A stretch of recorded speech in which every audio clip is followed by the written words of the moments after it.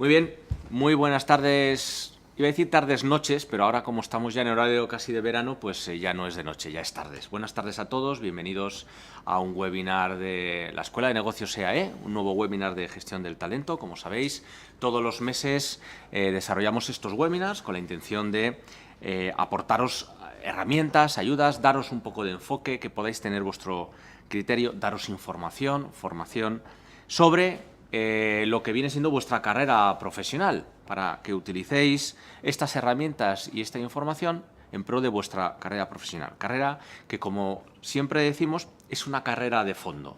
No es importante llegar el primero, lo que es importante es llegar bien al final, y en todas las condiciones. Aprovecho para enviar un saludo cordial a todos los que nos estáis viendo, que no estáis presencialmente aquí, sino que estáis viéndonos desde vuestra oficina, vuestras casas, en cualquiera de los países donde nos estáis viendo hoy.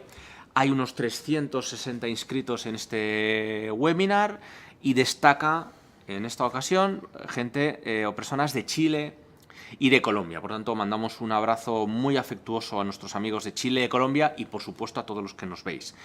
En esta ocasión vamos a hablar de cómo nos preparamos para una negociación salarial. La verdad es que este webinar, junto con el de la mesa redonda de Headhunters que hacemos presencialmente y también lo grabamos, que será la del mes que viene, son dos de los webinars que más atracción tienen por vuestra parte, ¿vale?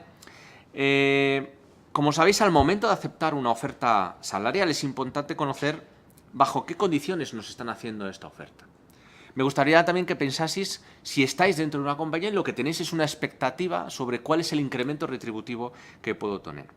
En este webinar, esta presentación, constituye un texto de apoyo indispensable para todos los profesionales que se encuentren en un proceso de negociación salarial, puesto que se repasa cómo se valora una oferta profesional, cuál es la retribución fija, cuál es la retribución variable, si existen otros aspectos o cómo poner en valor mi propio performance para tener un incremento retributivo. Y ahí es donde surgen algunas dudas. Por ejemplo, ¿cómo valorar una oferta salarial? Si es buena, si es mala o menos buena, si me interesa. ¿Debo tener en cuenta el sector, la actividad en la cual yo me desarrollo profesionalmente? Retribución fija, retribución variable, ¿qué es lo que más importa? ¿Qué es lo que tengo que darle más importancia, más prioridad? ¿Cómo puedo saber si la cifra exacta que recibiré está acorde a mi responsabilidad? ¿Influye la demanda en el mercado de mi profesión? ¿El salario es negociable? ¿Hay alternativas? ¿Tengo poder de negociación? Bueno, para ello, hoy estamos dos personas. Primero voy a presentar al invitado, a mí ya me conocéis.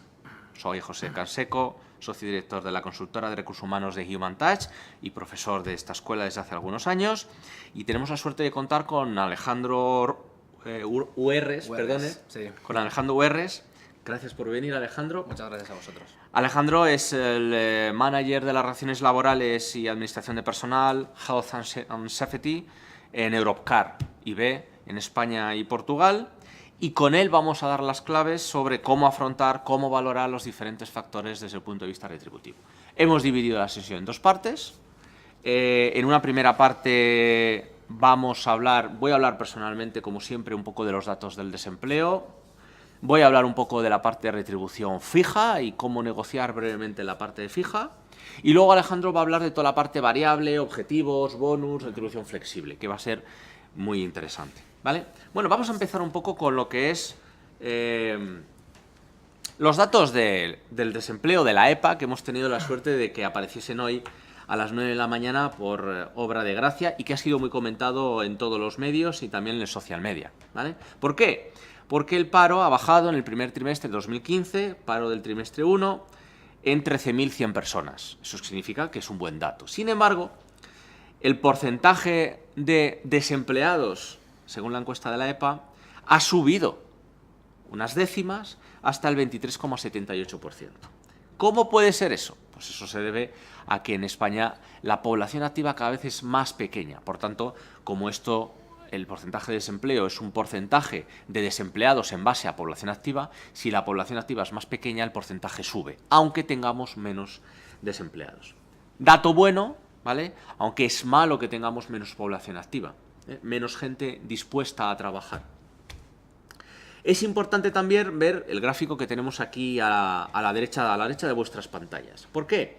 Porque vemos cómo está el mapa, por decirlo de alguna forma, del desempleo en toda Europa, en toda la Unión Europea. Bueno, no hace falta explicar mucho. Los tonos azules y más azules, mejores datos de desempleo, en la media de la Unión Europea, menor del 11%, ¿vale? Incluso menos, los 11 menos, incluso menos del 2,5% algunos. Los datos en rojo o rojo fuerte, pues los peores datos, por encima de la media de la Unión Europea, en torno al 10,1 o 11%, y en algunos casos más allá del 34,8%. ¿Quiénes creéis que somos los campeones? Pues como siempre en algunas cosas, pues España somos los campeones en desempleo, en general, y en particular, pues Castilla-La Mancha, como se ve, Extremadura, Ceuta y Melilla, Andalucía y Canarias. Estamos hablando de casi un 35% de desempleo, ¿vale? Es para que veáis un poco de cómo está el mapa del desempleo en España. Expectativas, lectura del pasado, vamos a leer un poco el futuro, ¿no? O vamos a intentar pronosticar qué puede pasar. Hombre, pues estamos viendo, y ahora estoy en el gráfico, en el mapa de la izquierda, donde vemos datos en verde y en rojo. Datos en rojo, el crecimiento, la expectativa de la situación económica, en base a crecimiento del PIB y otros factores, pues hombre, pues vemos, por ejemplo, como Grecia, por ejemplo, o por ejemplo vemos Italia, los datos no son del todo halagüeños. Y, curiosamente, España es uno de los países con mejores expectativas económicas en los próximos años.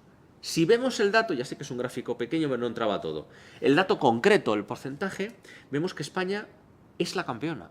O sea, España, que está en el más 41% de índice, no es porcentaje, es índice, tiene la mejor expectativa de crecimiento económico de toda la Unión Europea. Y sabéis además que el crecimiento del PIB este año y el año que viene es el mayor crecimiento de toda la Unión Europea. El año que viene previsto, por supuesto. Por lo tanto, los datos son muy buenos. ¿Qué quiere decir que estemos bajando el desempleo de forma suave y sin embargo seamos campeones en expectativa económica y crecimiento del PIB? Pues que estamos haciendo cosas mal, ¿vale? Y como siempre desde aquí también hacemos un poco de crítica para que nos pongamos las pilas, los que nos las tenemos que poner, que seguramente no somos ni Alejandro ni yo, para hacer cosas e intentar que el crecimiento económico vaya acompasado con la creación de empleo, que es muy importante. Los países las hacen las personas. Bien, vamos a hablar de retribución. Ese ha sido el momento crítico. Vamos a hablar de retribución. Vamos a hablar de retribución y me gusta en muchas ocasiones poner este eslogan. Los que tenéis menos de 25-30 no lo conocéis. Es un anuncio de Pirelli que salió en la televisión hace algunos años que decía que la potencia sin control no sirve de nada, para promocionar los neumáticos Pirelli. ¿Qué significa eso? Que una política retributiva en una compañía sin foco, sin estrategia, sin orden, no sirve para nada. Es mejor no hacerla y no gastar dinero en eso. Pagamos lo mínimo, aquello por lo que la gente está dispuesta a venir sin que no se pegue con las paredes y ya está, ¿vale? Así no invertimos. Pero eso no es lo que queremos hacer. Entonces, si queremos crear una estrategia de retribución en una compañía, o si soy un candidato y lo que quiero es que me paguen lo más, tengo que poner en valor. Si es una compañía, tengo que saber hacia dónde voy. Tengo que saber qué es lo que quiero conseguir con la estrategia retributiva y qué es lo que quiero movilizar, porque al final pago o tengo una estrategia retributiva para movilizar a las personas hacia algún sitio, ¿vale? Este es el modelo de compensación total de la organización de recompensa World at Work, Asociación Global de Compensación y Beneficios, que todos los que nos dedicamos al mundo de la compensación, pues bebemos más o menos de estas fuentes, ¿vale? ¿Qué quiere decir, más allá de las palabras que pone aquí, ¿no? Porque en la retribución tiene que tener en cuenta el empleado, la propiedad y el negocio al cual se dedica la compañía, punto muy importante cuando hablamos de las empresas, y también cuando hablamos de los empleados, que la compensación lo es todo. Compensación no es solo la nómina que uno recibe a final de mes en cash. Compensación también es el bonus que pueda obtener. Compensación también es el modelo de liderazgo que puede haber una compañía y cómo se satisface o se recompensa a las personas y se hace sentir y que crezcan profesionalmente. Compensación también toda la parte intangible de la retribución, y podemos meter retribución flexible, retribución especie incluso. Compensación son muchas cosas.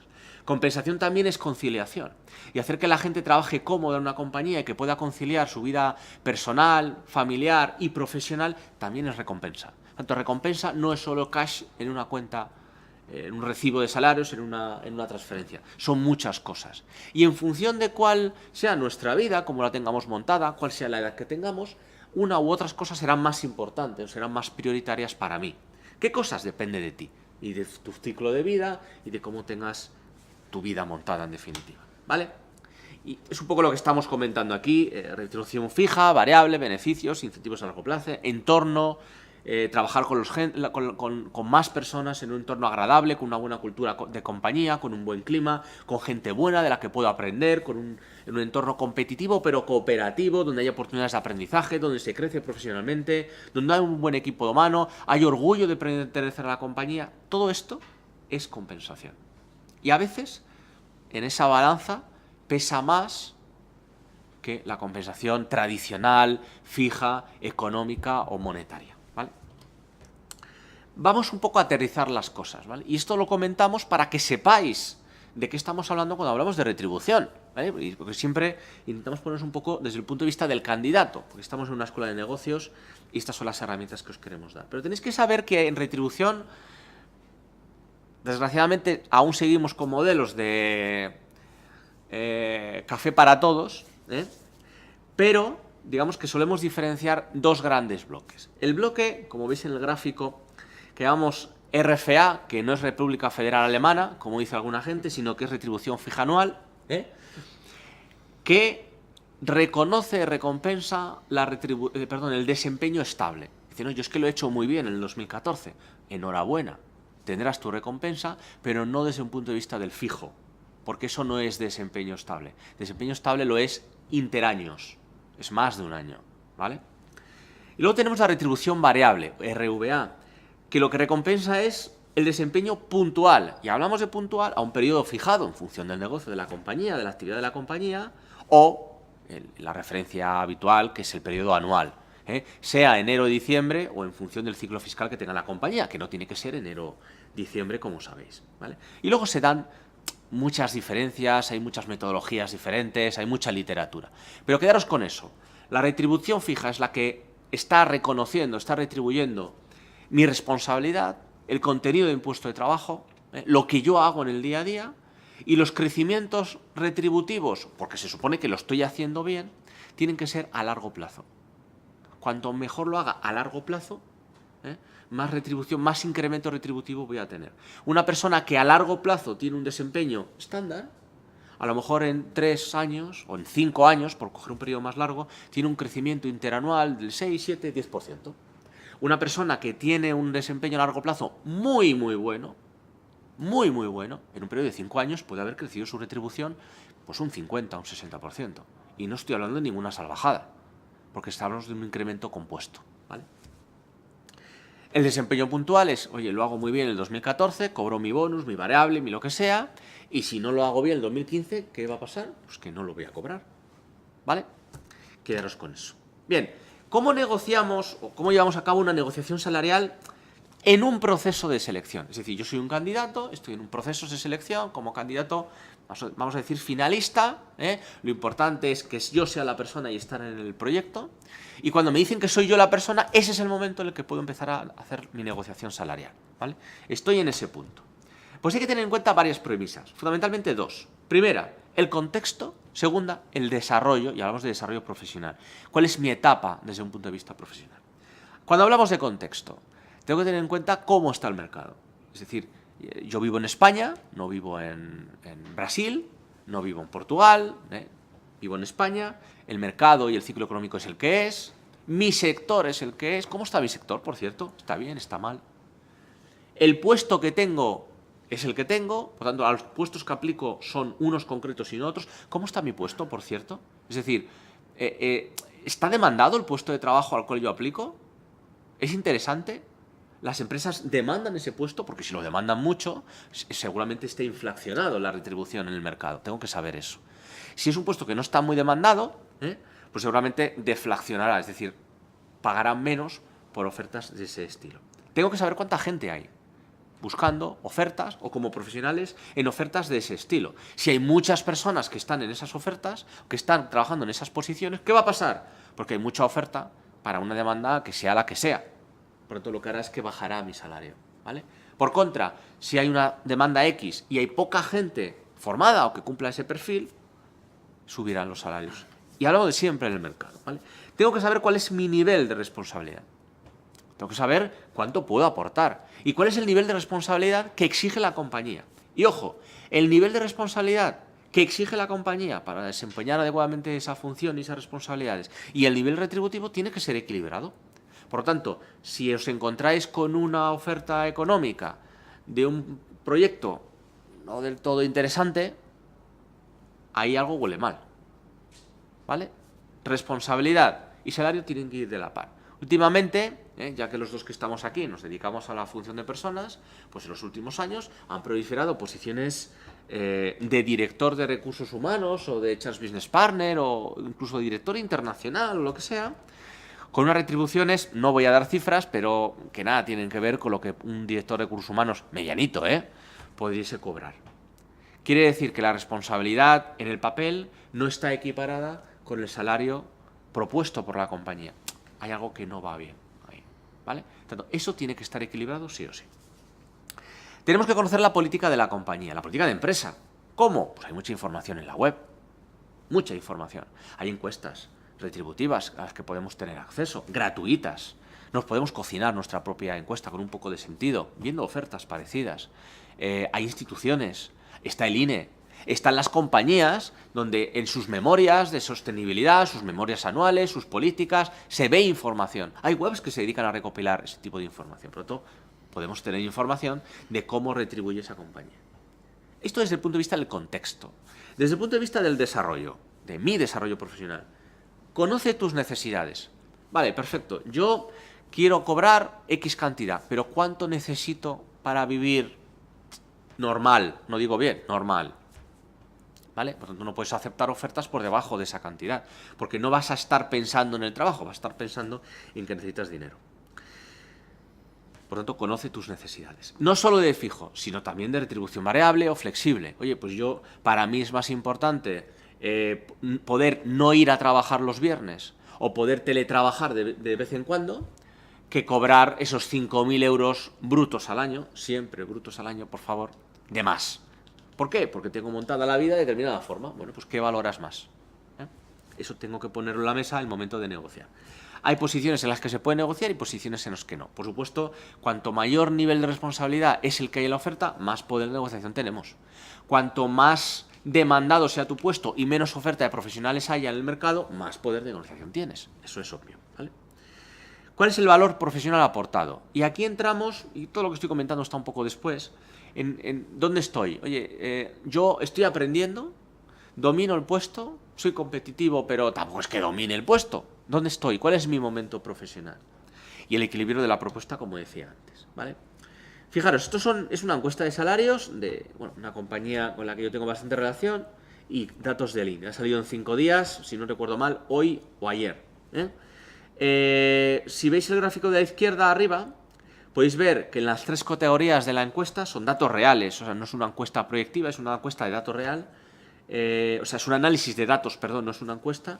Tenemos directivos, mandos, intermedios y empleados, 3 grandes grupos. Vemos que a lo largo de la crisis y luego de la recuperación, vemos que ha bajado el salario de los mandos intermedios y de los empleados y ha subido el de los directivos, salvo en el incremento entre 2013 y 2014, donde apenas ha subido el de los mandos intermedios, estamos hablando de un 0,32%, salario real, no de convenio, salario real.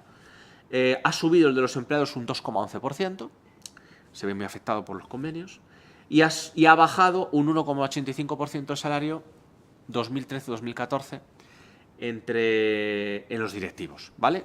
El año que viene sabremos entre 2014 y 2015. Datos del mercado. ¿Cuánto aporto yo en mi rol, en mi desarrollo profesional? Si estoy en una zona de desarrollo y estoy aprendiendo, seguramente en la horquilla, en el puesto de trabajo, en la oferta, quiero decir, que den en la compañía, oye, pues se puede cobrar entre 23 y 28. Y bueno, siempre son 23. No.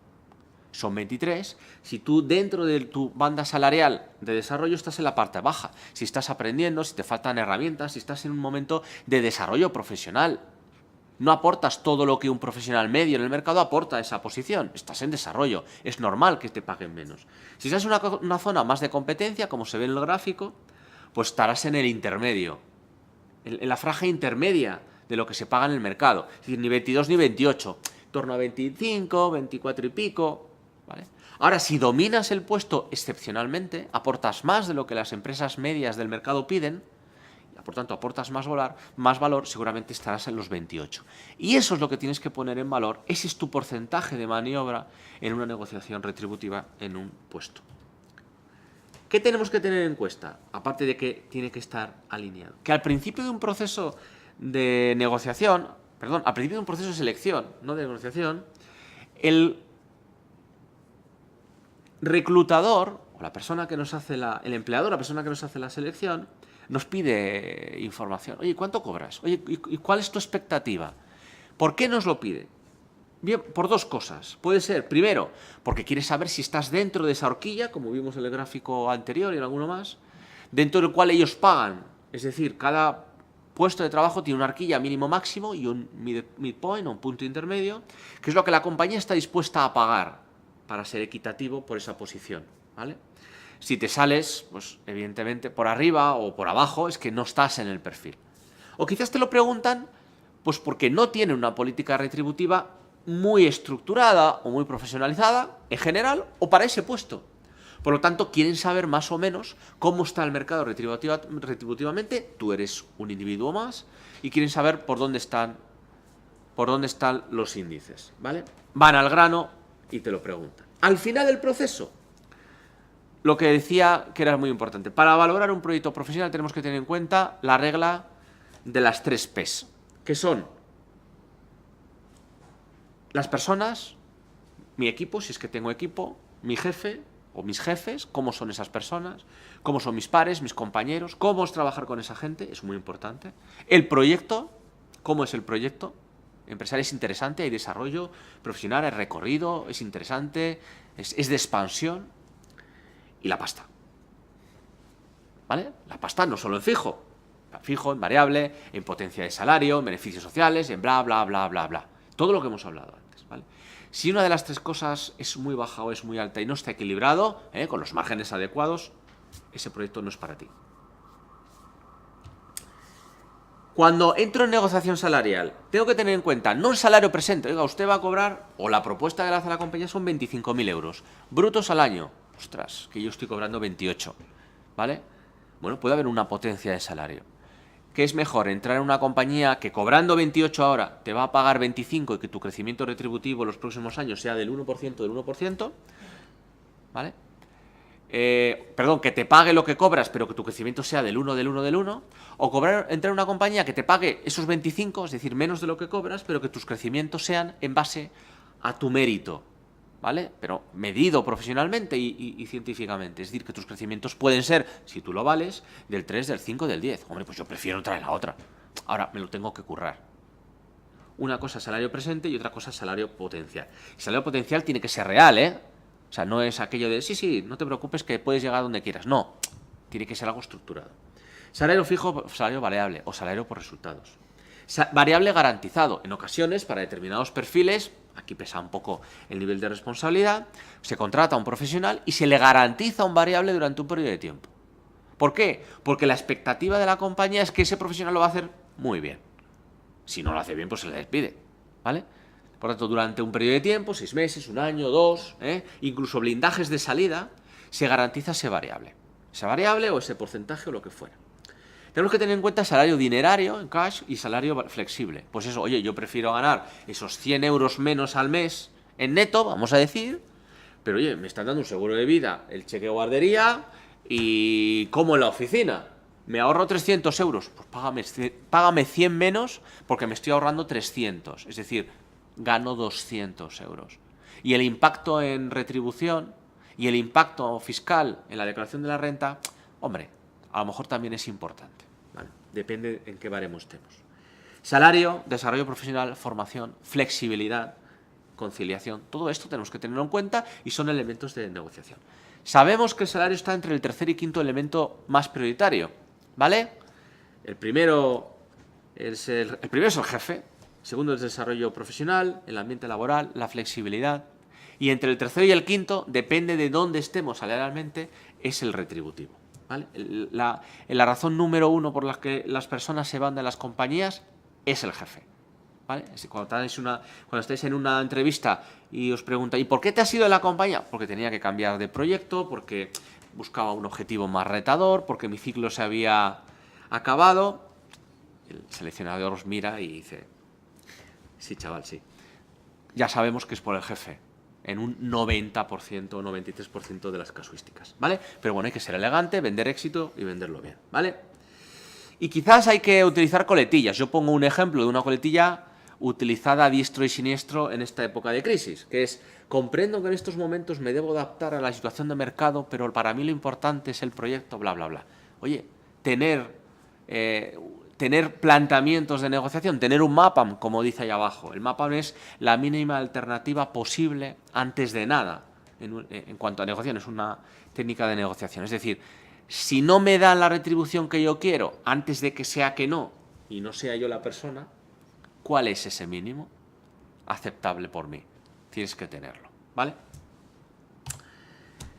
Negociación salarial como incremento retributivo. Es decir, yo ya estoy dentro de la compañía y lo que quiero es crecer retributivamente año tras año. ¿En base a qué? Bueno, pues tengo que saber dónde estoy en la banda salarial, ¿eh?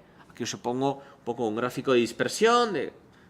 Puedo estar muy por encima, como esos puntitos que veis ahí arriba, que se salen de la banda completamente. No sé muy bien, esta gente supongo que estaban metidas a enchufe o no sé, ¿vale? Tengo que saber dónde estoy en la banda salarial. Y si, como vemos en el gráfico de la derecha, tengo que saber dónde estoy profesionalmente. Estoy en desarrollo, estoy en competencia, estoy en dominio, porque eso tengo que ponerlo en valor. Y luego los resultados del año, del periodo. Es decir, oye, yo he sido muy bueno, no porque lo diga yo, sino porque los resultados, mi performance, mi evaluación del desempeño, ese proyecto, lo que fuera que he hecho, que es objetivo, puede demostrar que lo he hecho bien, ¿vale? La evaluación del desempeño. Simplemente un par de pantallazos para que veáis la realidad, ¿vale? Objetivos y competencias. Es decir, ¿he logrado mis objetivos? Sí. ¿Cuánto es sí? No, un 50%. Un 50% no logra los objetivos. Empezamos a jugar a partir del 80%. ¿Vale? Es decir, si logras tus objetivos, que has logrado el 100%. Y si no lo has hecho del todo mal, es que has logrado más del 80%. Lograr los objetivos es el 100%. Hacerlo muy bien es lograr un 120, un 140% de los objetivos. La parte de competencias, tal y como esté planificada. Yo pongo aquí algunos ejemplos y tal. ¿Estás trabajando como la compañía te pide? Con los comportamientos, con las actitudes, con los comportamientos concretos y las actitudes concretas que la compañía te pide. Sí, vale. ¿Cuál es tu evaluación de desempeño? En la parte de competencias. X. Perfecto. Demuestras que tienes buen desempeño. Al final, esto es una categoría de evaluación de desempeño como puede haber 1000 o algunas decenas, para ser franco, ¿no? Oye, imaginémonos que estamos en la parte alta, donde pone desempeño muy excepcional o excepcional. O sea, soy un crack. ¿Cuánta gente hay de esta en la compañía? Un 10%. Como mucho, entre un 5 y un 10. Es decir, soy el 5% o soy el 10% de los mejores de la compañía este año. O soy el 5% de los peores. Hombre, pues la evaluación cambia. Seguramente el incremento retributivo cambia. ¿Por qué? Porque lo hacemos de la siguiente forma. Tenemos en cuenta 3 elementos para calcular tu incremento retributivo en una compañía que tiene profesionalizada la función de personas y en concreto la práctica de compensación de beneficios. 1. Tu sitio, cómo te ubicas, en la banda salarial. Si estoy en desarrollo, en dominio, en competencia, si estoy fuera de banda, muy arriba, muy abajo, ¿vale? Por no dar tanta información. Segundo, cómo ha sido tu evaluación de desempeño del último año, del último periodo, tal y como lo tenga planteado la compañía. Y con todo eso utilizamos una matriz de incremento, de mérito, la llamamos de muchas formas. Que es el ejemplo, es un mero ejemplo que tenéis aquí abajo a la derecha, ¿vale? Es decir, la gente que tiene una evaluación del desempeño, en este caso, pues excede expectativas, y que cobra menos de lo que debería cobrar por el puesto que ocupa, pues en este ejemplo, que es un ejemplo, tiene un crecimiento del 15%. Es un ejemplo real, pero es un ejemplo, ¿vale? Es decir, no es ninguna tontería. El incremento para ese año en esa compañía, que fue el 2010, fue el 5% total, IPC más incremento.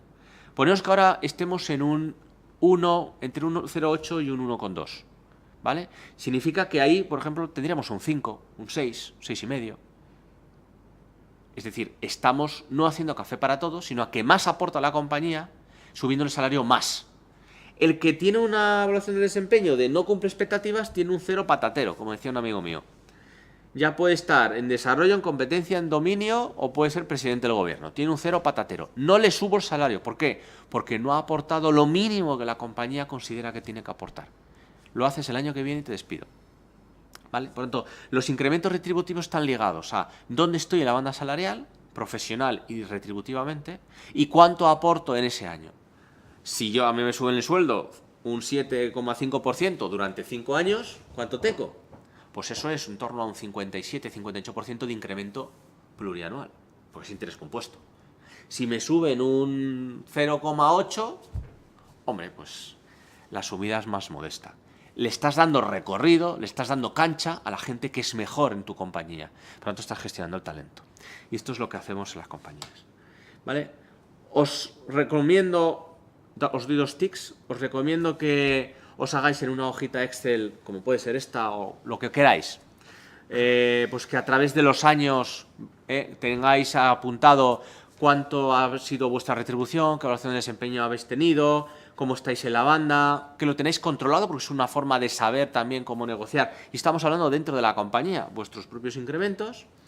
Y cómo no, pues os recomiendo que os leáis el libro que publicamos con la Harvard Business Review y con EAE, el Grupo Planeta, 14 lecciones maestras para conseguir un aumento de sueldo. Es un libro de 58 páginas que se lee así y que os lo podéis descargar gratuitamente pues desde la propia web de mi consultora de The Human Ties. Navegáis un poco por ahí, me parece que está en la front page. Por ahí lo descargáis en PDF gratuitamente, ¿vale? Y va capítulo a capítulo desgranando cuál puede ser mi estrategia para negociar un aumento de sueldo, un aumento retributivo en mi compañía. Es bastante interesante, ¿vale? Hay algún vídeo también, por ahí de algún canal de televisión, con alguna entrevista que habla precisamente del vídeo. Ya no suelto más rollo. Ahora le doy pie a Alejandro, que va a hablar de la parte muy importante, casi más importante, que es, bueno, ya cobro lo que quiero, ahora quiero saber cómo es de grande la zanahoria del variable. Todos tuyos. Muy bien, pues muchas gracias, José. Buenas tardes a todos. Bueno, como ha dicho José, hace muchos años ya que el concepto de retribución, el concepto de compensación ha superado la retribución fija, el salario fijo, y abarca conceptos más complejos, ¿no? Como puede ser la retribución variable, los beneficios sociales o salario en especie, y el sistema o los sistemas de retribución flexible, ¿no? Por no hablar de otros temas como la conciliación, teletrabajo, flexibilidad horaria, el ambiente de trabajo, etcétera, etcétera, ¿no? Pues bueno, un poco los objetivos que me planteo para esta sesión es, por un lado, que podáis conocer un poquito cuáles son esos otros componentes de la compensación, ¿no? Y un poco saber cuáles son las tendencias actuales, un poco cómo están funcionando la mayoría de empresas en este ámbito, ¿no? Bien, voy a empezar por la retribución variable, ¿vale? Lo primero es saber qué es la retribución variable, ¿no?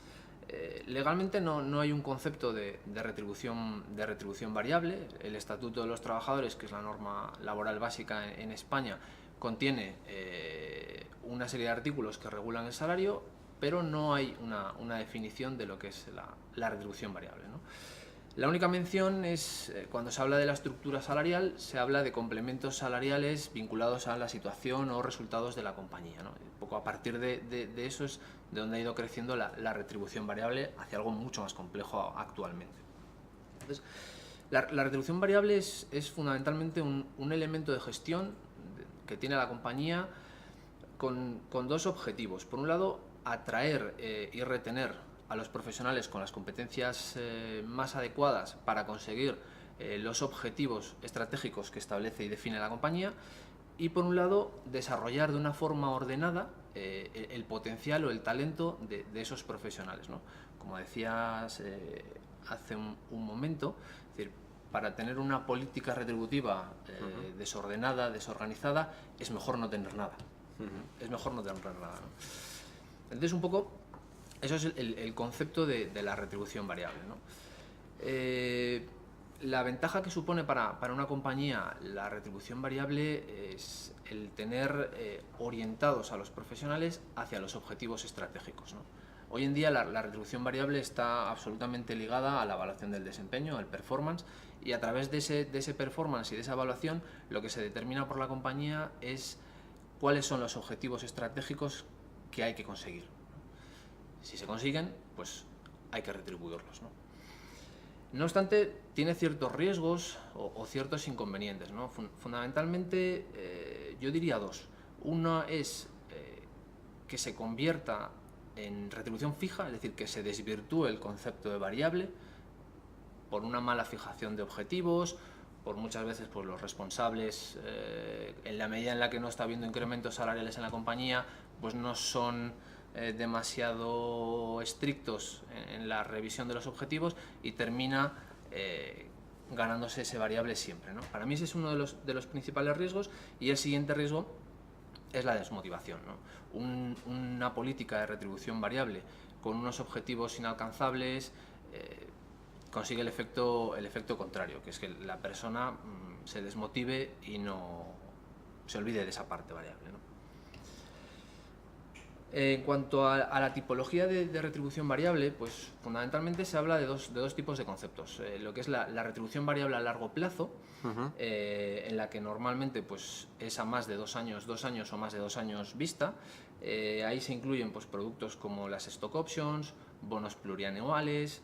Un poco la finalidad de esta retribución a largo plazo es, por un lado, conseguir objetivos estratégicos muy específicos dentro de la compañía, como pueden ser empresas en situaciones de planes estratégicos, cambios de forma de trabajo, y lograr la permanencia de lo que se denomina el personal clave, ¿no? Fundamentalmente dirigido a la alta dirección, miembros de comité de dirección, ¿no?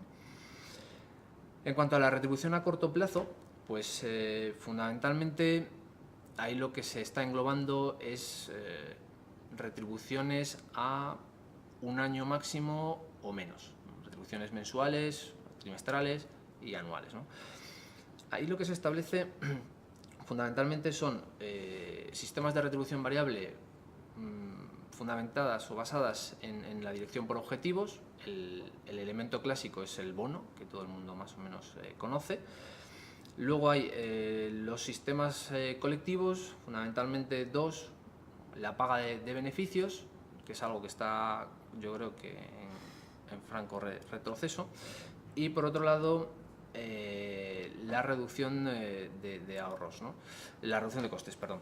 Es decir, cuando una compañía, un departamento, una persona pone en marcha una estrategia, un proyecto que implica un ahorro de dinero en la compañía, pues se reparte o se le entrega un porcentaje, una parte, ¿no? Y luego otra categoría serían otros sistemas, ¿no? Fundamentalmente lo que se suele denominar incentivos puntuales, no obedecen a una estrategia de objetivos, sino que, por ejemplo, la participación en un proyecto de mucho éxito en la compañía, y la compañía pues decide tener una gratificación extraordinaria como forma de premio, ¿no? Y por otro lado, los incentivos comerciales, ¿no? Fundamentalmente comisiones por ventas, es decir, el empleado recibe un porcentaje de las ventas que consigue cerrar, o lo que es el incentivo por ventas, ¿no? Por vender determinados productos, conseguir los objetivos de venta, creación de nuevas cuentas, y en los últimos años también se está incluyendo el cobro de la venta. No solo realizar la venta, no solo vender el producto, sino también que la compañía lo cobre. Bueno, el régimen jurídico de la retribución variable pues como os decía antes, no existe una definición legal y este régimen jurídico pues, se ha ido construyendo un poco a través de la práctica de las empresas y de la práctica de los juzgados y de los tribunales, ¿no? Entonces, las tres características principales, o que yo más destacaría de la retribución variable, es que en primer lugar es salario, es un complemento salarial. Esto tiene tres grandes implicaciones. La primera es que cotiza a la Seguridad Social, es decir, forma parte de la base de cotización del empleado. En segundo lugar, es un rendimiento del trabajo, por tanto está sujeto a tributación, es decir, tributa el impuesto sobre la renta de las personas físicas. Y en tercer lugar, cómputa a efectos de indemnizaciones por despidos. Forma parte del salario y se incluye en la base de cómputo, ¿no? Una segunda característica es que es un complemento ligado o vinculado a una liquidación y un pago diferido. Es decir, normalmente la persona lo devenga y lo cobra en un momento posterior.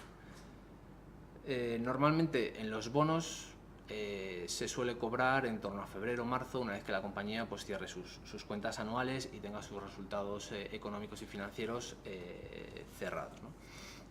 Y la tercera gran característica sería que la retribución variable suele estar vinculada a la permanencia del empleado, es decir, prácticamente todas las políticas de retribución variable incluyen una exigencia de estar dado de alta en la compañía a determinada fecha, normalmente en un bono pues a 31 de diciembre. Si la persona causa baja en la empresa antes de esa fecha, no cobraría el variable, ¿no? Eso suele estar definido en las políticas de retribución variable de la compañía, ¿no? Salvo pacto en contra. Salvo pacto en contra, efectivamente.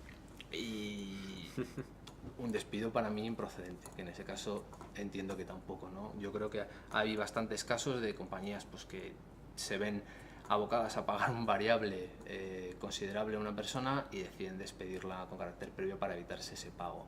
Para mí en esa situación, desde luego, esa persona si lo reclama, yo creo que tiene Yo creo que, sin entrar mucho en cuestiones legales, pero si lo reclama, o sea, si es improcedente seguro, y si es procedente, bueno. Sí, habría dudas. Habría dudas. Bueno, pues la retribución variable por excelencia es el bono, ¿no? El bono anual, que es un poco el más extendido en todas las compañías, ¿no? Tradicionalmente ha sido una retribución vinculada a las áreas comerciales o a las áreas de dirección, ¿no? Yo creo que la tendencia de los últimos años es a extender este sistema a todas las posiciones de la compañía, ¿no?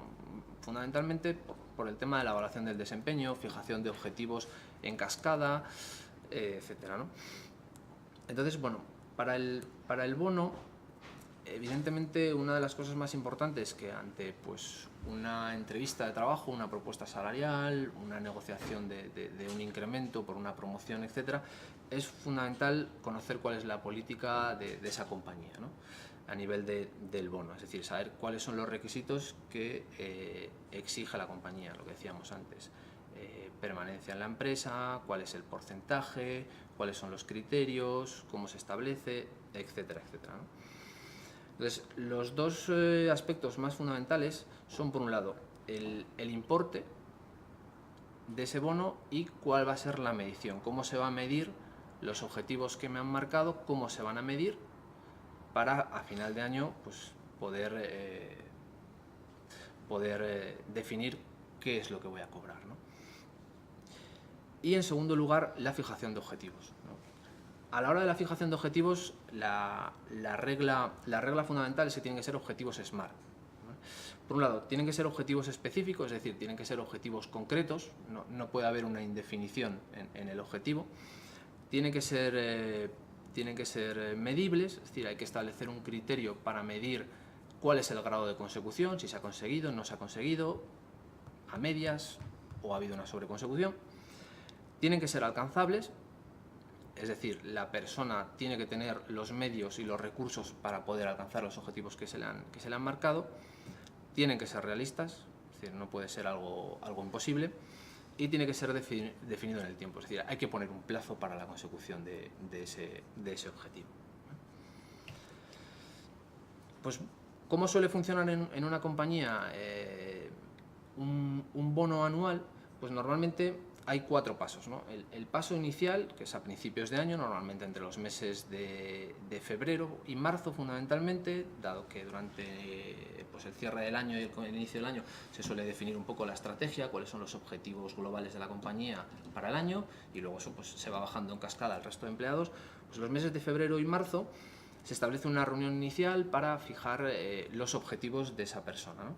En ese momento pues, se firma o se realiza pues una evaluación de desempeño donde se fijan cuáles van a ser los objetivos, cómo se van a medir, cuál va a ser el plazo y cuál va a ser el peso que esos objetivos van a tener en el variable, ¿no? Normalmente a mitad de año se suele hacer una reunión de revisión o de seguimiento, se suele llamar el mid-year review, en el que se hace un seguimiento de cómo va el cumplimiento de los objetivos, ¿no?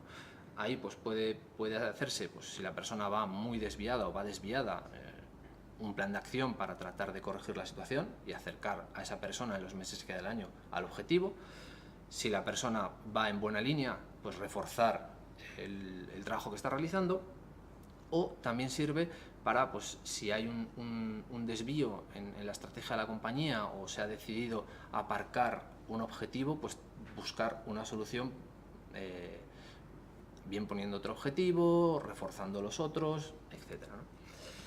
El tercer paso sería la reunión de cierre, donde el responsable y el empleado, el colaborador, se reúnen y se revisa cuál ha sido el grado de consecución, ¿no? Ahí la persona pues, tendrá que acreditar pues, cuál es el grado de cumplimiento y pues, demostrar que ha cumplido con los objetivos o que ha cumplido por encima, y si no ha cumplido, cuáles han sido las causas o las situaciones que le han impedido llegar al cumplimiento, ¿no? Y luego el cuarto paso pues, es el pago, ¿no? Que como os decía antes, normalmente se realiza en torno a los meses de febrero o marzo, una vez que se han cerrado las cuentas anuales de la compañía. Aquí, en este gráfico, lo que os he puesto es más o menos una representación de cuál es la parte de retribución variable en función un poco del nivel del trabajador, ¿no? El variable se suele identificar por un porcentaje del salario fijo, de la retribución fija, ¿no? A nivel de directivos, normalmente oscila entre un 30 y un 50% del salario fijo. Esto siempre tomado en consideración al 100%, es decir, a un grado de cumplimiento de consecución del objetivo, ¿no?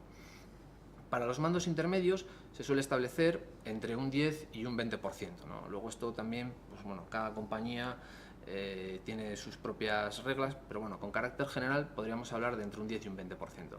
Y para las posiciones de técnicos especialistas, entre un 2 y un 10, ¿no? Esto hablando en general, ¿no? El área comercial iría un poquito con sus propias reglas, ¿no? En la parte comercial, la parte variable tiene un peso muchísimo mayor que estos que tenéis aquí, ¿vale? Entonces, esto es un poco, estos dos gráficos, el de arriba, lo que viene a suponer es cómo podría ser una hoja de fijación de objetivos, ¿no? El modo de funcionar sería, se establecería el objetivo que tiene que alcanzar el empleado, se tendría que establecer cómo se va a medir ese objetivo, es decir, por ejemplo, el objetivo es venta de coches, la forma de medirlo es el número de coches vendidos, el plazo para alcanzar ese objetivo, es decir, tienes que vender pues 200 coches antes del 31 de diciembre, y luego cuál es la ponderación, cuál es el peso de ese objetivo en el variable, ¿no? Por ejemplo, para una persona cuyo variable al 100% pues fuese un 12%, el objetivo 1, por ejemplo, tendría un peso del 5%. Es decir, si esa persona consigue ese objetivo, cobraría el 5%. ¿Vale? Y al final pues se suele rellenar pues cuál es la consecución, ¿no? Es decir, se suele poner algún tipo de comentario de qué es lo que se ha hecho. Pues se ha conseguido 200, 250, 100, 150, lo que sea, ¿no? Eso también un poco a efectos de auditorías internas en las compañías, ¿no? Evidentemente no se puede abonar un variable sin que haya un soporte de cuál ha sido la consecución, ¿no? En el segundo gráfico lo que tenéis es pues un poco una simulación de cómo podría ser un variable con unos grados de consecución desde un 80 a un 120, ¿no? Y cómo serían los repartos de los pesos de esos objetivos, ¿no? En el que la persona pues cobraría desde un 8% de bono hasta un máximo de un 16%, ¿no? Normalmente pues el bono está siempre acotado por la parte de arriba.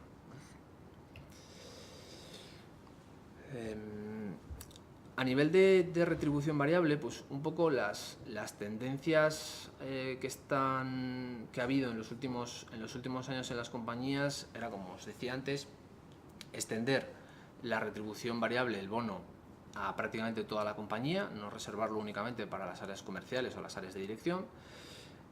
Otra práctica bastante habitual ha sido cambiar parte del salario fijo y transformarlo en retribución variable. Otra práctica también bastante habitual ha sido, en la medida en la que la parte fija ha estado congelada durante estos años y no ha habido incrementos, ha sido tratar de recompensar a los empleados incrementándoles la parte variable, ¿vale? O bien estableciendo variables más agresivos, con más sobreconsecuciones o más aceleradores, es decir, a niveles de consecuciones muy altas que la persona cobre más dinero, ¿no? Esas son un poquito las tendencias de los últimos años, y yo creo que se va a seguir en esa línea, porque no creo que los salarios fijos vayan a incrementarse mucho en los próximos años, salvo posiciones muy estratégicas. La verdad es que están todos los comités de empresa, todos los sindicatos ahora empujando, ¿no?, para ver si consiguen que yo creo que no lo van a lograr con la patronal, que es la hora de subir los salarios. Sí. Un poco yo creo que hay pocos encuentros, porque el mapan de uno no coincide con el mapan de otro, por lo que sé. Entonces ahí hay un gap importante y no van a conseguir, ¿no? Unos hablan de 0,8 y otros hablan de 1,2. Entonces entre 0,8 y 1,2, pues no sé, habrá alguien que tenga que poner el dinero, ¿no? Sí. Y dicen los sindicatos pues, que es el momento de subir los salarios, ¿vale? Yo sí que creo que es el momento de subir los salarios. No sé si tanto, pero yo creo que es el momento de subir, aunque sea de forma discriminada. Cuando digo discriminada, estoy hablando de la gente que aporta, claro, más valor a la compañía, que lo hace mejor, que tiene mejor performance, ¿vale? Porque es que si no... Sí, no. Evidentemente, el gran objetivo para los próximos años en todas las compañías es la atracción y la retención del talento. Yo creo que esa es una de las claves para cualquier departamento de recursos humanos en los próximos años, el talento. Incluso, bueno, pues entiendo que esta situación de desempleo que estamos viviendo actualmente no va a durar eternamente. Esperemos que no, y yo estoy convencido de que no. Entonces va a llegar un momento en el que las compañías pues van a tener que retener el talento de su empresa, porque si no, en el momento en el que esto mejore, va a haber fuga de talento. Bueno, yo creo que la fuga de talento ya la ha habido, ya la está habiendo. Yo creo que se ha cambiado un poco el esquema mental de la gente. Antes la gente no quería salir de España y ahora los porcentajes de aceptación y de expectativa de salir fuera del país y pasan por salir de fuera de España a todos los niveles, incluso compañeros de 45 o 50 años, y eso es difícil que vuelva a retroceder a niveles de los de antes, ¿no? Y un poco los datos que veíamos al principio de baja los desempleados, pero sube el porcentaje de paro de EPA y tal, por la población activa, se va a seguir dando hasta un punto, porque eso es un elemento estadístico, porque va a seguir bajando la población activa, porque estamos perdiendo gente que está dispuesta a trabajar o que por edad está habituada, puede trabajar o que está en España para trabajar. Por lo tanto, ya va a llegar un momento que el desempleo va a bajar mucho, ¿vale? ¿Cuándo? Pues no lo sé. Esperemos que pronto. Esperemos que pronto. Bueno, pues la segunda parte, o el segundo componente de la retribución sería la retribución en especie, ¿no? Lo que todo el mundo conoce como beneficios sociales, ¿no? Aquí, a diferencia de la retribución variable, sí existe una definición legal en la ley del impuesto sobre la renta de las personas físicas. En su artículo 42 viene definido qué se considera una renta en especie, ¿no? No voy a entrar a decir la definición porque no creo que aporte, pero al final lo que consiste es en la entrega de bienes o productos por parte de la empresa al empleado, ¿no? ¿Cuáles son los más habituales o los más frecuentes en la práctica de las compañías? Pues son los tickets restaurante, los vales de comida, los seguros de vida y accidentes, la formación, el seguro médico, el coche de empresa, el vehículo de empresa, los préstamos a interés pues inferior al tipo legal del dinero, que tributan, y los planes de pensiones. Sí. Un poco, entrando un poco en cada uno de ellos, ¿no? Los tickets restaurante, pues hay un estudio de la Universidad de Granada bastante reciente donde se indica que es el beneficio social más valorado por los empleados, ¿no? En España ahora mismo la tributación del ticket restaurante es que está exento de tributación hasta 9 euros por día laborable. Y vamos, a pesar de Montoro. A pesar de Montoro. Y vamos, yo no conozco ninguna compañía que entregue tickets restaurante por encima de ese importe. La inmensa mayoría, yo personalmente no. Yo todas las que conozco llegan a los 9 euros. No. Entonces, bueno, si hubiese una compañía que lo diese por encima, pues la parte que esté de 9 euros pues estaría sujeta a tributación, ¿no? Con los cambios que ha habido en la seguridad social a finales de 2013, principios del 2014, pues los tickets restaurante, que antes también estaban exentos de cotización, ahora sí cotizan. Sí están incluidos en la base de cotización, ¿no?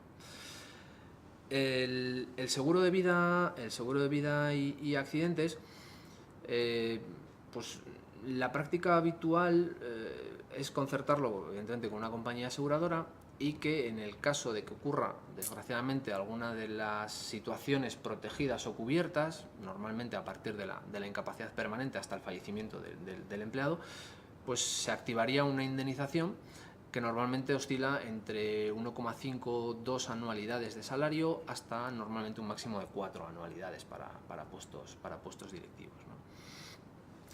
Otro de los productos o beneficios habituales es la formación, ¿no? Es decir, la compañía abona al trabajador un curso, un máster, un programa executive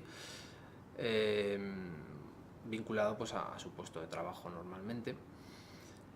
El seguro médico, que es otro de los grandes beneficios y de los más extendidos también, y yo creo que de los más valorados por los trabajadores, fundamentalmente pues en las grandes ciudades, yo creo.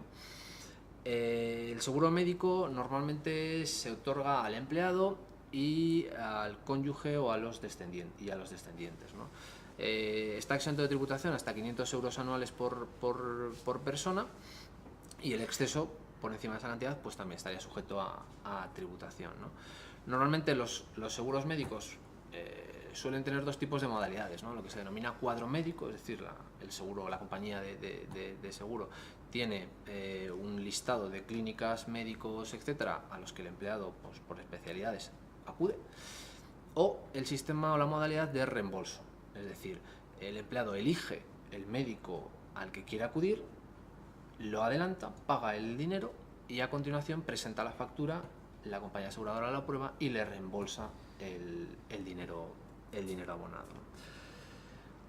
Otro de los beneficios sociales más valorados también es el coche de empresa, que además suele ser un foco de conflicto bastante habitual. No entiendo por qué, Alejandro. ¿No entiendes por qué? No sé a qué te refieres. Ahora lo explicarás, supongo, pero no... Es uno de los grandes focos de conflicto, ¿no? En España hay dos modalidades: cuando el coche de empresa es una herramienta de trabajo, fundamentalmente en las áreas comerciales, y cuando es un vehículo de estatus, que se suele denominar, ¿no? Entonces, pues bueno, normalmente es un tema polémico la elección del modelo, la elección de los acabados, la elección de la motorización, etcétera, etcétera, ¿no? Y evidentemente, pues cuando hay que hacer cualquier cambio o ajuste, normalmente siempre hacia la baja, pues es un foco de conflicto importante. O cuando hay que quitar un coche de empresa a un trabajador que dispone de él, ¿no? ¿Qué opinas de las compañías que aceptan la práctica para aquellos empleados que no quieren coche, de la compensación por la parte económica correspondiente? Es otro tema delicado. Es otro tema delicado. Mi opinión personal es que si la compañía ofrece un beneficio en especie, en este caso un vehículo, Sí. si la persona no le interesa, no lo quiere, no sabe conducir, no tiene dónde aparcarlo. Tengo 6 y es que ya no me hace tal, falta. Exacto, pues eso es también bastante habitual, tener 6 vehículos. Para mí no habría que compensarlo, sinceramente. Es mi opinión personal. Reconozco que es una práctica extendida. Sí, sí. Reconozco que es una práctica extendida. Pero mi opinión personal es que yo no lo compensaría. Es decir, si una persona renuncia voluntariamente a ese beneficio, yo creo que es una renuncia que hace. Es que está muy extendido. Sí. Y hay muchos directivos o managers senior que dicen, mira, yo no quiero coche, tengo el mío, tengo 2, tal. Mira, mi mujer no me interesa, la parte que paga la compañía me la abonas, ¿no? Sí. Igual que los regalos, la gente que recibe muchos regalos dentro o fuera de la compañía, devuelve el regalo y pide el reembolso de la cantidad que ha costado ese regalo. Eso también está muy extendido. Sí.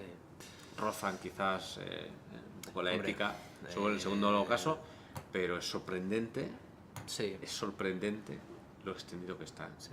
Hombre, en este segundo caso que mencionas, desde luego yo creo que a día de hoy en las grandes compañías, en las grandes multinacionales, todas tienen establecidas una política de compliance, tienes perfectamente regulado la aceptación de regalos, los importes, cuándo lo debes de rechazar, etcétera. Yo esa práctica desde luego está muy al límite de lo ético, muy al límite. Otro de los beneficios sociales más extendidos en las compañías es la concesión de préstamos, ¿no? Es decir, la empresa concede un préstamo al empleado a un tipo de interés pues, inferior al legal, al tipo legal, ¿no? Normalmente, pues, cuando el empleado tiene que asumir un gasto inesperado, una compra de vivienda, esto ha estado muy recogido en los convenios colectivos y en muchas prácticas de compañías, y vinculado pues eso, a la compra de un vehículo, una reparación urgente en casa, y normalmente pues la gente tiene que acreditar a qué destina ese dinero, ¿no? Su concesión suele estar regulada, ¿no? Y por último pues los planes de pensiones, ¿vale? ¿Qué ocurre si una persona se va de la compañía y tiene un préstamo concedido por la empresa? En el momento de concesión del préstamo, lo que se suele firmar con el empleado es un acuerdo que regula, además de la política donde vienen establecidas las condiciones y requisitos del préstamo, se firma un acuerdo. Se firma un acuerdo contractual por el que el empleado reconoce que tiene una deuda con la compañía y acepta voluntariamente que la compañía pueda realizar una compensación sobre el finiquito y en determinados casos incluso sobre la indemnización si no alcanzase con el finiquito, ¿no? Eso es un tema un poquito polémico, la compensación sobre la indemnización, pero lo importante es tratar de recogerlo al máximo detalle posible en el acuerdo contractual, porque puede ser una fuente de conflicto. Sobre todo si lo que estás financiando es una casa y no tanto un coche, Sí. Las cantidades se van bastante, ¿no? Sí, hombre, normalmente las compañías que suelen tener una política de préstamos suele tener dos límites. Por un lado, tiene una bolsa de dinero asignada a préstamos, es decir, pues, destina un porcentaje o una cantidad a tanto alzado, que sirve como primer límite. Es decir, en la medida en la que la compañía tiene concedido ya, pues vamos a poner 150.000 euros en préstamos, no se concede más, ¿no? Y un segundo límite, se suele fijar un importe máximo de préstamo por persona. Porque si no, una persona podría llegar, pedir un préstamo de 80.000 euros y agotar solo la bolsa, ¿no? Estamos hablando de préstamos de 3.000, 6.000 euros, depende, ¿no? Cuestión distinta es el tema bancos y el tema cajas de ahorro, ¿no? De ahí prácticamente yo creo que casi todos los empleados tienen acceso a préstamos en unas condiciones y ahí no me consta que haya un límite. Cambiemos de temas, mejor. Bueno, y el tercer punto, o la tercera gran pata de la parte retributiva, que no es la parte fija, es la retribución flexible, ¿no? Este concepto de retribución que se ha puesto muy de moda en los últimos años, que cada vez más compañías están incorporando en sus departamentos de recursos humanos, pues al final lo que supone es que el empleado pueda flexibilizar su retribución, es decir, cambie retribución fija por beneficios sociales, ¿no? por salario en especie. Es decir, tenemos aquí un ejemplo de cómo funciona, ¿no? Con el modelo tradicional de retribución, el empleado tiene su salario bruto, y a ese salario pues se le aplican las cuotas a la seguridad social y la retención correspondiente del impuesto sobre la renta de las personas físicas, y nos queda el salario neto, ¿no? Pues una persona, vamos a poner un ejemplo medio, ¿no? Una persona con ese salario neto pues tendría que hacer frente, si tiene hijos, a los gastos de guardería, si tiene pues quiere asumir un seguro médico privado para él y su familia, lo pagaría con este salario neto, ¿no? Con un plan de retribución flexible, ¿qué es lo que haría ese empleado? Pues la compañía, de su salario bruto, destinaría parte de ese salario a pagar, le detraería de la nómina el importe de esos beneficios, el pago de esa guardería, el pago de ese seguro médico, de forma que sí quedaría sujeta a cotización a la seguridad social, pero quedaría exento de la retención del IRPF, ¿no? Es decir, se pagaría el beneficio con el salario bruto y no con el salario neto, ¿no? Entonces, ¿qué es las ventajas, o cuáles son las ventajas que tiene el empleado? En primer lugar, es un ahorro fiscal, porque muchos de estos productos tienen una situación fiscal especial, ¿no? Muchos están exentos completamente, como puede ser la formación, y otros están exentos parcialmente, como puede ser un seguro médico, que decíamos antes que estaba exento hasta 500 euros, ¿no? En segundo lugar, tiene descuentos en ese producto. ¿Por qué? Porque no es lo mismo que una persona acuda a Sanitas o a DKV y pida precio para un seguro médico para él y su familia, que a que llegue Telefónica y pida precio de seguro médico para todos sus empleados, ¿no? El poder de negociación es absolutamente... Entonces, claro. Accedes como empleado a un precio mucho más ventajoso que el que tú encontrarías a título individual en el mercado, ¿no? Y la tercera ventaja que tendría para el empleado es que personalizas tu retribución, ¿no? La adaptas a tus necesidades personales y o familiares, ¿no?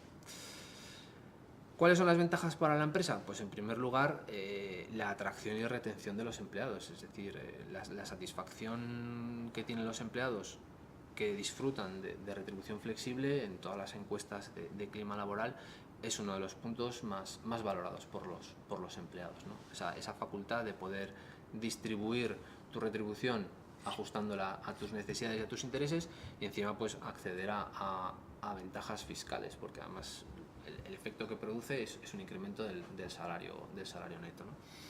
Y en segundo lugar, pues es una retribución inteligente, es un incremento salarial que no conlleva un incremento de coste para la compañía, ¿no? La compañía normalmente el coste que asume es un coste administrativo, ¿no? ¿Cómo se solventa un poquito ese coste administrativo? Pues es acudiendo a algún proveedor de los que existen en el mercado, que lo que hace es pues, te asesora y te monta, ¿no?, por decirlo así, el sistema de retribución flexible, ¿no? Normalmente a través de una herramienta informática en la que el empleado pues, se conecta, puede hacer simulaciones, elige como si fuese la página web de un supermercado, ¿no? Su carrito de la compra, va eligiendo su cesta de productos y va viendo cómo queda su retribución y cuál es el impacto fiscal que va teniendo, ¿no? E incluso a través de esa propia herramienta, una vez que el empleado selecciona, pues da como a finalizar, ¿no?, como a pagar, y se genera toda la documentación, porque bueno, la retribución flexible exige la firma de un acuerdo contractual para regular los términos de la retribución flexible, y simplemente el empleado lo coge, recoge esa documentación, la firma, la entrega en recursos humanos y el programa se pone en marcha, ¿no? Incluso luego, pues la mayoría de proveedores cuentan con un sistema de apoyo y de asesoramiento al empleado. Es decir, el empleado no se dirige a recursos humanos normalmente, a consultas de retribución flexible. Hay algunos que sí, que todavía prefieren acudir a recursos humanos, pero normalmente pues contactan directamente con el proveedor que les solventa todas las dudas, ¿no? Entonces, un poco este es un poco el resumen del proceso de retribución flexible, ¿no? El empleado elige los productos o servicios que quiere contratar, la empresa realiza el pago, ese es un punto importante, es decir, quien contrata ese producto a todos los efectos es la compañía. Lo que pasa es que luego la compañía recupera ese dinero de la nómina del trabajador y pues simplemente el empleado disfruta de esos productos y pues lo que decía, ¿no? Debido a esas ventajas fiscales y a los descuentos por el volumen de contratación, tiene mayor disponibilidad salarial, ¿no? Tiene un salario neto mayor. Muy bien. Pues Perfecto. bueno, simplemente para terminar, a modo de conclusiones, ¿no? Un poco mi visión actualmente sobre la capacidad de negociación de los empleados, pues realmente con esos datos de paro y con la situación en la que se encuentra ahora mismo España, salvo posiciones estratégicas, la capacidad de negociación es reducida. Yo creo que es reducida. Y sobre todo en la parte variable o en la parte de beneficios sociales, las compañías tienen perfectamente delimitado a día de hoy cuál es el variable que corresponde a cada posición y la capacidad para salir de esas políticas es bastante escaso, ¿no? Yo creo que hay un poquito más de margen en la retribución fija, ¿no? El juego de las bandas salariales que has explicado antes perfectamente permite, yo creo que jugar un poquito más y que el empleado pueda apretar un poquito más en Es más fácil cuando esa estás zona. dentro. Yo creo que es más fácil cuando estás Sí, dentro. te refieres cuando tienes una promoción, ¿no? Por ejemplo. Bueno, sin que haya promoción. Cuando estás dentro de la compañía Sí. y tu expectativa es un crecimiento mayor. Sí. Es mucho más sencillo. Sí. Son dos posiciones totalmente dispares, ¿no? De una persona que se encuentra en un proceso de selección en el que hay, como tú bien decías, ¿no? Tú te metes en InfoJobs, publicas una oferta y a las 4 horas hay 400, 500 currículums enviados, ¿no? Es una competencia salvaje. Tienes evidentemente una posición de fuerza muy pequeñita. Esa es la dura realidad, ¿no? Cuando una persona está dentro de la compañía es diferente, ¿no? Es diferente porque puede argumentar una trayectoria, una consecución de objetivos, la compañía ya le conoce, se empieza a valorar o a pensar, bueno, ¿y si se va? ¿Cómo lo reemplazamos? Léete mi libro. Pues ¿Te sí, parece lo tengo que leer. que abrimos preguntas? Sí, Era perfecto. una broma. Bueno, pues hasta aquí un poco la fase más expositiva y yo creo que tenemos 15 minutos para hacer, no sé, 100, 200 preguntas. Yo creo que ¿Sí? por ahí. Pues dispara. Bueno, nos llegan algunas desde Twitter. Venga, preguntas de Twitter. Guillermo Guillermo, muchas gracias por preguntarnos. Guillermo, un saludo. nos hace varias preguntas, Guillermo. La primera que nos ha hecho ha sido ¿qué hacer cuando antes de empezar el proceso de selección ya recortan la horquilla salarial ofertada? Bueno, Guillermo nos pregunta que qué hacemos cuando antes de empezar el proceso de selección la horquilla salarial pues ya no la recortan. No sé muy bien qué quiere decir que nos la recortan, pero Bueno, ¿qué hacemos? Quiero pensar que Guillermo se refiere a cuando pues una compañía tiene una persona que se va a reemplazarlo y normalmente ofrece un salario inferior al que tenía la persona que se ha ido, ¿no? Pues bueno, ahí dependerá. Sí, eso para mí, desde el punto de vista del candidato, es una faena. Desde el punto de vista de la compañía, tiene dos adjetivos. Uno, no profesionalización de la función de compensación. Y la segunda es un poco más dura, es oportunismo. Porque si tu retribución está estructurada en función de niveles de responsabilidad, niveles de liderazgo, como fuera, aprovechar una salida para hacer ese tipo de cambios a la baja es poco profesional. Cuidado, estamos hablando de cambiar la banda salarial. Otra cosa es que la persona que se va está en el tope de la banda y la persona que entra está en la parte de la baja de la banda. Obviamente Si está la parte debajo de la banda, Sí, sí, sí. está la parte baja de la banda. Hablo de cambiar la banda salarial, Sí. a no ser que haya un proceso de reorganización normal en la compañía que está justificado. Lo otro es oportunismo. Bajo mi punto de vista, muy personal. Estoy de acuerdo, ¿no? No, estoy de acuerdo. Next question, please. Bueno, siguiente pregunta. Sí. Andy Andy, muchas gracias. pregunta, ¿hasta qué punto los beneficios adicionales podrían ser un determinante al momento de elegir una nueva posición salarial? Muy buena pregunta. Andy nos pregunta que hasta qué punto los beneficios sociales o la retribución especie puede ser determinante para elegir que esa es la posición a la Pues, que quieres aplicar.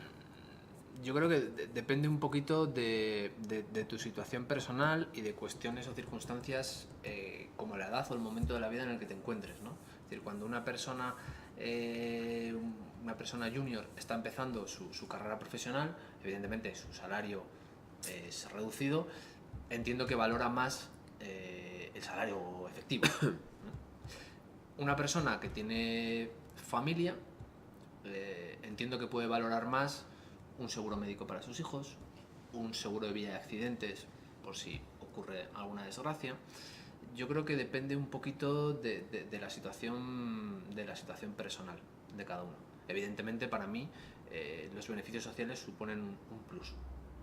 Entonces, a la hora de decantarte, aparte de tener en cuenta las tres P's que has dicho perfectamente antes, que estoy absolutamente de acuerdo contigo, una vez valorado todo eso, yo creo que ante dos ofertas, pues los beneficios sociales para mí sí tendrían un peso en determinadas situaciones de tu vida. Yo quiero añadir, opino lo mismo que opina Alejandro, que esto depende un poco de lo que los americanos llaman el employee life cycle, ¿no? El ciclo de vida del empleado, ¿no? Y de mi vida personal también. Pero dicen por ahí que los beneficios sociales son los menores atractores, no me sale lo que iba a decir, son poco atractores, pero muy retenedores. Es decir, motiva un poco a entrar, pero te motiva mucho para que no Para te no vayas. salir. ¿Por qué? Sí. ¿Por qué? Y además tienes todos los sentidos de sentido común. Porque cuando uno, como decía Alejandro, entra en una compañía, también depende de tu ciclo de vida, ¿vale? Pero yo quiero pájaro en mano. Y generalmente las culturas latinas son muy así, Sí.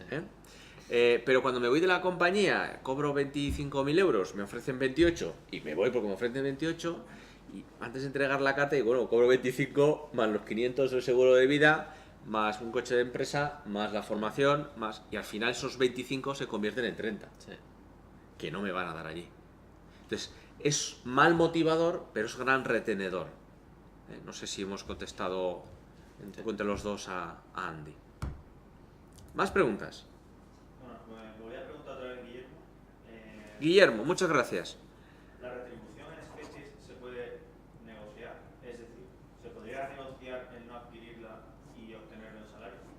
Esa pregunta para ti es muy buena. Nos pregunta Sí. Guillermo si la retribución en especie podemos elegir no recibirla, ¿no? Sí. O nos obliga, ¿no? ¿Qué pasa por aquí? Bueno, normalmente es un aspecto yo creo que difícil de negociar. Es decir, todas las compañías en sus mapas de puestos, en sus políticas retributivas, tienen definidos cuáles son los beneficios, cuál es la retribución en especie que corresponde a cada posición, a cada nivel. O el cóctel, ¿no? Más o menos al que puedes optar, ¿no? Sí, bueno, depende. Es verdad que luego hay determinadas compañías que tienen más flexibilidad y te Ajá. permiten canjear unos productos por otros. Es decir, te asignan una especie de bolsa Sí. que tú luego puedes canjear, ¿no? Es decir, bueno, pues a mí no me interesa el seguro médico, prefiero otro producto y te permiten canjearlo, ¿no?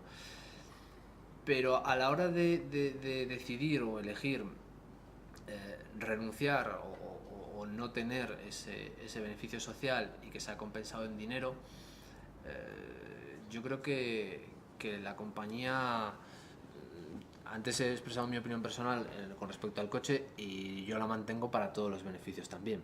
Es decir, si una persona, la compañía le ofrece un seguro médico y él renuncia, bueno, pues es una renuncia que él hace. No encuentro un argumento para tratar de compensar económicamente esa renuncia. Es decir, yo veo más paquetes cerrados. Yo difiero de esa respuesta. Fíjate, yo no, tampoco sin entrar en polémica, ¿no? Pero al final, como tú decías, la compensación es todo, ¿no?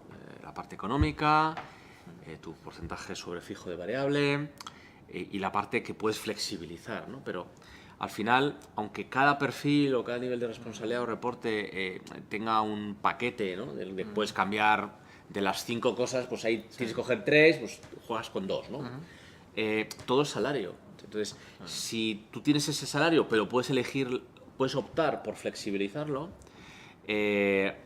o coges el especie o coges la valoración, ¿vale? Salvo algunas cosas más ligadas a notoriedad, como puede ser un coche y demás, ¿no? Para mí son cosas diferentes. Es decir, usted cobra 70.000 euros y cobra 70.000 euros.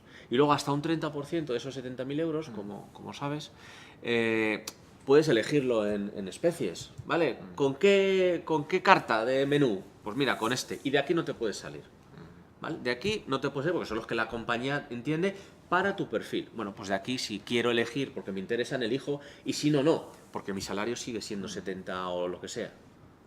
Es un poco mi opinión, Sí, sí, pero cuidado, y gracias por la pregunta de Guillermo, porque aquí hay dos opiniones y en las compañías no hay dos opiniones, hay 200.000 opiniones. Sí, Es decir, bueno, cada compañía estructura su política no en función de la opinión de uno u otro profesional, sino también en función de la estrategia, del negocio de la compañía, de lo que se quiere lograr con eso y de la propia plantilla. Por lo tanto, es muy común que haya 2 o 20 opiniones diferentes, ¿vale? O sea, no solo hay una, ¿eh? Si me permites Sí, por supuesto, el atón. Esto es como el fútbol. Hay opiniones para todos los gustos. Viva el Real Madrid. Venga, más preguntas, Guillermo. Bueno, Andy Pérez. ¿Perdón? Andy Pérez Andy Pérez. nos pregunta, ¿cómo vender o promocionar al empleado los beneficios sociales para evitar su salida?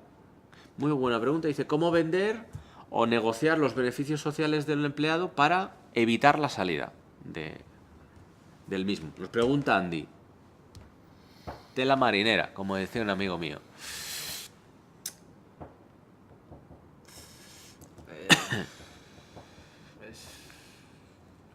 Es difícil como compañía es difícil de vender. Sí, Es decir, es difícil vender, sí. es difícil, sinceramente. Así como, por ejemplo, yo creo que una retribución variable tiene una venta más sencilla, los beneficios sociales, si la persona no los valora, no los valora. Por mucho esfuerzo que tú puedas hacer, si no lo pones en valor, es complicado. Y luego que además si los niveles de acceso a ese paquete de flexible es por roles, por niveles de responsabilidad y no te toca, Sí, no te toca. no te toca, ¿sabes? Quizás hay otros instrumentos como el variable, como garantizar una parte de variable, Sí. adelantarla. Yo Sí, qué sé, sí. quizás en alguna especie se puede hacer alguna excepción que sea más universal, pero jugando en la línea. Sí. Yo creo que no es la vía. Es más, si una persona se quiere ir de la compañía y el elemento de retención solamente es el elemento retributivo, hemos perdido la guerra. Ambos, la compañía y el empleado. Porque seguramente la motivación no vendrá solo por ahí. O sea, tiene que haber un encaje no solo a nivel retributivo, es decir, oye, te subo 5.000 brutos al año. Ostras, qué bien, me quedo. Pero, oye, pues que haya alguna responsabilidad, un proyecto más, una pequeña promoción, enriquecer un poco el puesto, dar un poco de cancha aquí, ¿sabes? Si solo es 5.000, el año que viene vamos a tener algún comentario más. Sí. No, evidentemente. Así que lo siento, Andy. Sí. Normalmente yo creo que es 2, 3, 4 meses, 5 meses lo que dura la satisfacción por un Depende de dónde estés. Depende de dónde estés, ¿no? Pero es cortoplacista. Sí, Enseguida el empleado, los empleados nos olvidamos, ¿no? Cuando hacen una subida. Claramente. Es motivador a corto plazo. Es motivador a corto plazo, ¿no? Entonces retener a una persona únicamente por esa vía es mal asunto. Es mal asunto. Lo siento, Andy. ¿Más preguntas? Gloria Gloria. nos pregunta si existe algún momento adecuado o cuál es el mejor momento de renegociar o ajustar la retribución una vez ya estás dentro de la empresa. Gloria nos pregunta si existe algún elemento para renegociar mi salario o cuál es el mejor momento para hacerlo cuando ya estás dentro de la compañía. Léete el libro. Contesta, por favor, Alejandro. Está muy bien explicado en el libro. Sí. Y no es gratuito, que no estoy vendiendo nada. Muy bien. Espero que mi respuesta se ajuste a lo establecido en el libro, ¿no? Yo creo que el momento ideal es el cierre de la evaluación de desempeño, ¿no? Cuando la persona pues, puede acreditar a su responsable y le puede vender, ¿no? Y justificar por qué se merece un incremento salarial, ¿no?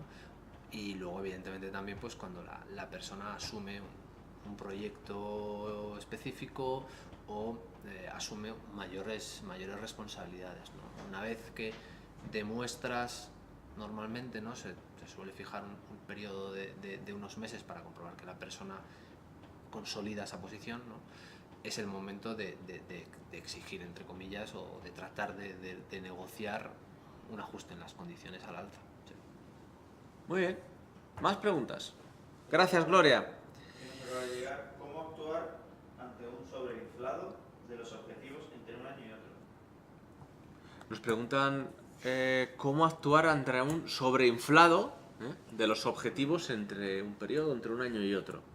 Es una pregunta muy interesante. Sí. O sea que los objetivos, entiendo, variables, pues, se sobredimensionan, Sí. más complejos, más retadores. ¿Qué hago? Tienes que vender 10.000 unidades, las vendo. Sí. Al año siguiente dice, no, tienes que vender 100.000. Sí, Ostras, sí, pues sí. de 10.000 a 100.000 hay una diferencia importante, ¿no? ¿Qué hago? Sí. Es difícil, ¿no? Yo recuerdo los años que he pasado en una compañía de ventas y ha sido siempre una de las grandes quejas de la red comercial, ¿no? Un año excelente y al año siguiente me piden un incremento sobre lo del año pasado, ¿no?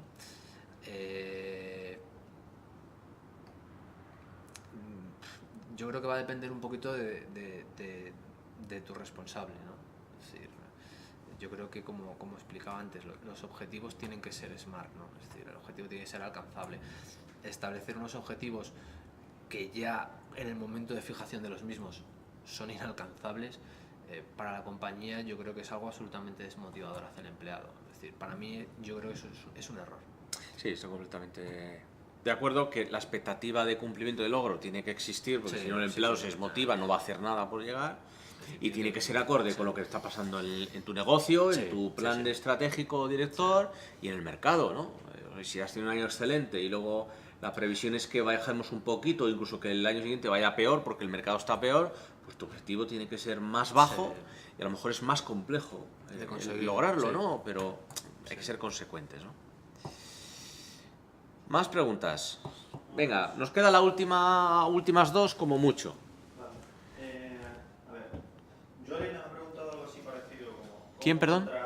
Jolly, Jolly. Gracias, Jolly. ¿cómo contraargumentar el incumplimiento de objetivos cuando la medición de estos han sido más subjetivos?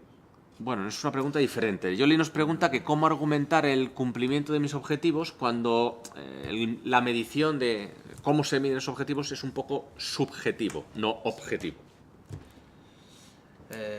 Bueno, El problema está en la definición. sí, vamos a partir de que la retribución variable siempre está sujeta a cierta discrecionalidad, ¿no? Es decir, salvo determinadas funciones donde los objetivos son cuantitativos, es decir, un comercial, usted tiene que vender 100 coches, es muy fácil, usted los ha vendido o no los ha vendido. En funciones de soporte, cómo se mide, ¿no? A veces un objetivo en un departamento de recursos humanos, donde tu objetivo es implantar una política de formación adecuada y accesible para todos los empleados, ¿no? Es decir, Me has tocado la fibra, porque todo en recursos humanos se puede medir, sí, entiendo que sí, pero tiene cierto punto de discrecionalidad, ¿no? Yo creo que ahí sí que hay cancha para que el empleado argumente Sí, por supuesto. a su responsable si se ha conseguido o no se ha conseguido, ¿no? Es decir, en un comercial, en un objetivo cuantitativo, o los has vendido o no los has vendido. Es decir, no hay más. Tu objetivo era 100 y has vendido 95. Sí, yo ¿no? decía un poco que el tema está, o sea, respuesta a Yoli está en la definición de los objetivos, Sí, ¿no? Porque cuando es el momento Alejandro decía antes que tenían que ser measurables o medibles, dentro de lo que es SMART, ¿no? Tienen que ser medibles, tiene que haber una fórmula o un criterio de explotación de ese objetivo, es decir, 5 más 5 son 10 y son 10, ¿vale? Si el objetivo es cualitativo, pues tenemos que de alguna forma crear un criterio que permita explotar eso y que permita medir eso subjetivamente, sí, pero no tendrá una volatilidad del 100%, quizás la tenga del 20%, por lo tanto ya no es subjetivo al 100%, es subjetivo al 20%, ¿vale? Pero tenemos que intentar que los objetivos que definamos, o tienes que intentar cuando definas objetivos con tu jefe, pues que los objetivos que defináis sean lo más medibles y lo más objetivos y aterrizados posible, porque si no en el momento de, ¿sabes?, del retorno y de ver la evaluación de estos objetivos, de esta auditoría, pues va a ser muy arbitrario. Gracias, Yoli. Lo dejamos aquí. Gracias, Alejandro, por acompañarnos hoy.